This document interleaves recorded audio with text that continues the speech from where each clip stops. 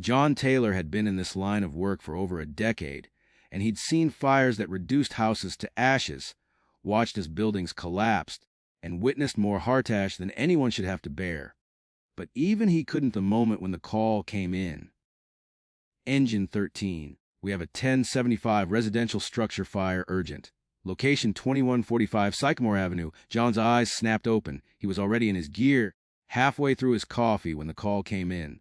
A quick look at the clock, 6:45, and he grabbed his jacket, his helmet, and was out the door in seconds. The siren screamed down the street as Engine 13 raced toward Sycamore Avenue. The scene that greeted them was nothing short of a nightmare.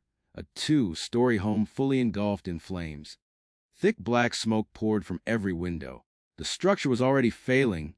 The fire was well beyond anything they control. "John, we've got casualties inside," one of his fellow firefighters shouted as he approached. "We need to move now." John didn't hesitate. He was already headed inside, the weight of his gear pressing down on him. The heat was unbearable. Smoke clouded everything. The fire was everywhere, crackling, snapping, swallowing up everything in its path. John's focus narrowed. He had one goal: find the people inside and get them out. He moved quickly, bypassing rooms, ignoring the collapse of the structure, trusting in his instincts to lead him. The house was a death trap, but he knew this routine. He'd done it 1,000 times before. Then he heard it. A faint whimper, barely audible over the roar of the fire. A dog. A puppy. John turned instinctively toward the sound. He fought through the thick smoke, moving in the direction of the whimper. His heart raced. Was it possible? Could anyone else still be alive in here? He reached the back room. The smoke was suffocating, the heat unbearable. But there it was. Under a pile of debris, small, scared, and trembling, was a German shepherd puppy. John's chest tightened. There was no hesitation this time. He pulled the debris away with one strong motion. He could see the dog, its fur singed in places, eyes wide with fear. Without thinking, he scooped it up into his arms. The puppy didn't run. It didn't struggle. It looked up at him, its little body trembling in his arms. John's hand brushed over the puppy's head. It was a fleeting moment, but it felt like time had stopped. The heat hit John like a sledgehammer the moment he crossed the threshold of the house. It wasn't just the kind of heat you'd expect from a burning building. It was a full-on oppressive wave that seemed to press against his chest with every step. His helmet visor was fogged with condensation, and the smoke was thick, black, choking the air. Every breath tasted like ash. John didn't flinch. He couldn't. In his line of work, you learn to shut out the overwhelming panic that grips you when you enter a burning building. You focus. You do your job. That's it. But today, something was different. There was a sharpness to the chaos around him.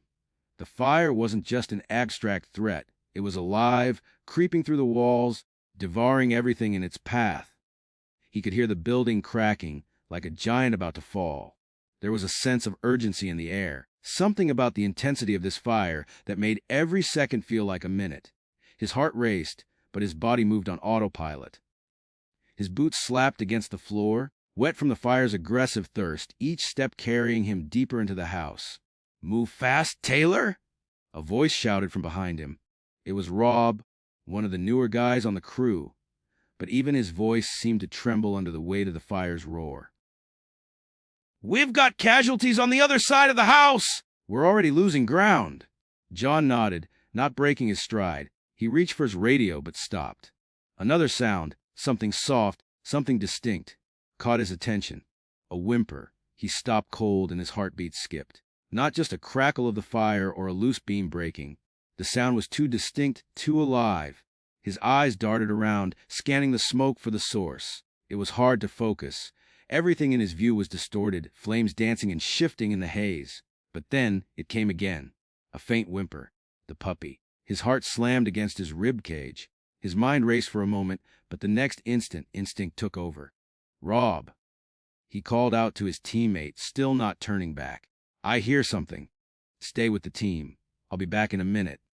Before Rob could respond, John was already moving. He made his way toward the sound. Cutting through the smoke, his senses heightened. Every step felt more dangerous than the last.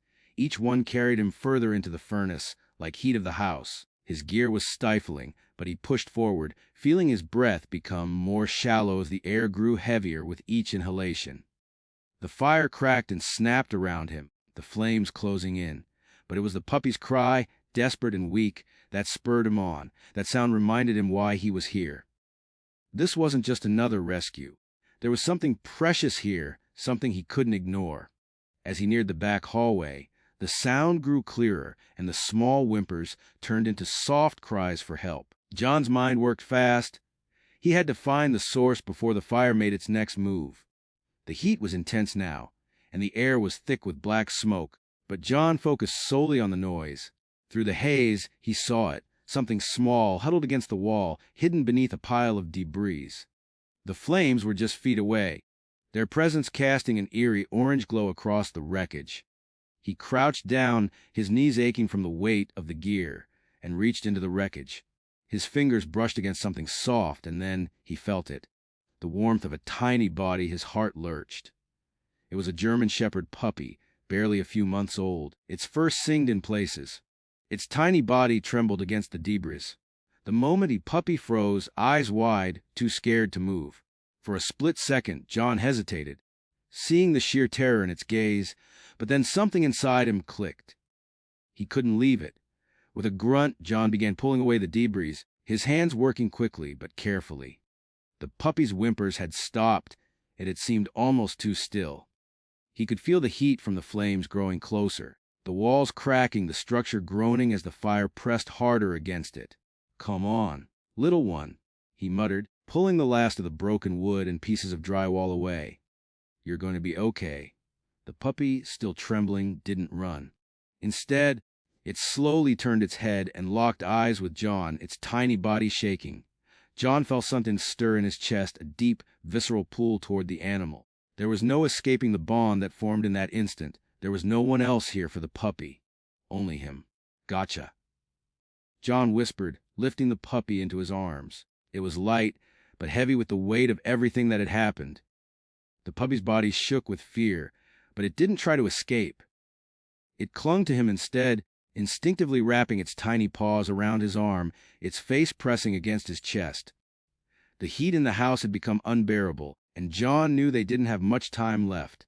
He could hear the building creaking, the fire inches away from engulfing them. The air grew thicker, the smoke choking. He had to get out and fast. But the puppy, Max, didn't let go. It stayed in his arms, its small paws clutching tighter as John moved toward the exit. The puppy's eyes were wide, but there was a calmness in them now, as if it knew it was safe. It stayed pressed against John's chest, trusting him.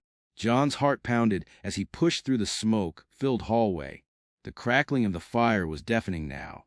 He could feel the heat intensifying, but Max, the little puppy, had no intention of letting go.